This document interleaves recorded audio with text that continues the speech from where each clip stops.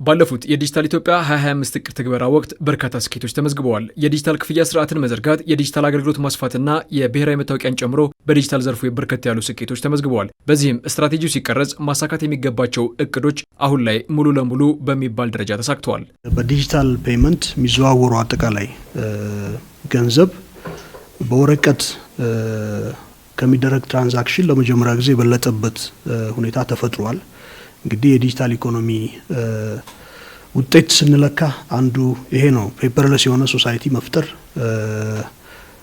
ብር ማተም ማቆም፣ ሙሉ በሙሉ ማቆም ባንችል እንኳን ግራጁዋሊ ወደዛ ሂደት የሚገባበት ኢኮኖሚ እንዲፈጠር፣ ይህን በማድረግም ቀልጣፋ የሆነ የኢኮኖሚ የገንዘብ ዝውውር እንዲፈጠር፣ ግልጸኝነት ያለው የገንዘብ ዝውውር እንዲፈጠር፣ ሀገርም የወረቀት ገንዘብ በማተም የምናወጣውን ከፍተኛ ሀብት መቀነስና ያንን ሀብት ሌላ ልማት ላይ መዋል ነው። ዞሮ ዞሮ ትርጓሜው ይሄ ነውና በዚህ ረገድ ወደፊት የተራመድንበት ሁኔታ ጉልህ መሆኑን ሁላችንም እናውቃለን። ይሄ ቻሌንጅ የሚደረግ ጉዳይ አይደለም። እስካሁን ኢትዮጵያ በዲጂታል ዘርፉ ያካበተችው ልምድ በቅርቡ ይፋ ለተደረገው ዲጂታል ኢትዮጵያ 2030 መሰረት የጣለ መሆኑም ታምነቦታል። 2025 አውጥተን ኢምፕሊመንት ካደረግናቸው ስትራቴጂዎች ውስጥ ዘሞስት ሰክሰስፉል ተብሎ ቢቀመጥ ተገቢነት ያለው ነው። ስለዚህ የተሳካ ነበር።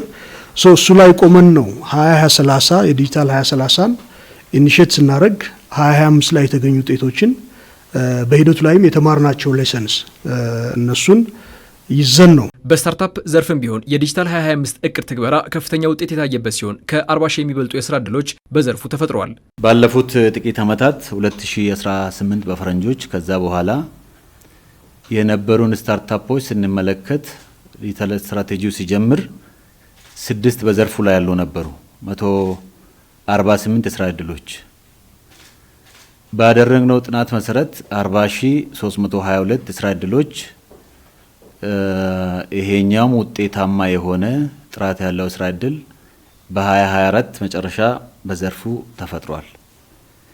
ይሄ የሚያሳየው ስትራቴጂው እጅግ በጣም ውጤታማ ነበረ። ፋውንዴሽናል የሆኑ መሰረታዊ የሆኑ ጉዳዮች በዚህ ዘርፍ ተሟልቷል። የስራ ዕድልም ደግሞ በአግባቡ እየተፈጠረ ይገኛል። በዘርፉ ሀብት በስራ ፈጣሪዎች እንዲፈጠር ለማድረግም አስቻይ ሁኔታዎችን ፈጥሯል። እነኚህን ሁሉ ልምዶች የቀመረችው ኢትዮጵያ የዲጂታል 2030 እቅድ ትግበራ ሲገባደድ ቴክኖሎጂ የታጠቀችና በዘርፉ ከፍተኛ ከአፍሪካ የሰለጠነ የሰው ኃይል እንደሚወጣባት ይጠበቃል። የዲጂታል ኢትዮጵያ 2030 ሲተገበር ኢትዮጵያ የት ነው የምትሆነው የሚለውን ሀሳብ ነው። የዲጂታል ኢትዮጵያ 2030 ሲተገበር ወይም ደግሞ በ2036 ሀገራችን ከአፍሪካ ቀዳሚ ኢኮኖሚ ትሆናለች ብለው ክቡር ጠቅላይ ሚኒስትራችን አስቀምጠዋል። በቴክኖሎጂ የታጠቀች የሰው ኃይሏ ወይም ደግሞ ዜጎቿ ዲጂታሊ ስኪልድ የሆኑ ዲጂታሊ ሊትሬት የሆኑ በቂ ግንዛቤ ያላቸው ያንን የዲጂታል ኢኮኖሚ የፈጠረውን ወይም ደግሞ ያንን እድል ተጠቅመው ስታርታፖችን መፍጠር የሚችሉ ዜጎች ያሉባት ሀገር፣ እነዛ ስታርታፖች ደግሞ ስኬል አድርገው ዩኒኮርን እስከመሆን ድረስ የሚደርሱባት ሀገር እንደምንገነባ ማንሳት እፈልጋለሁ።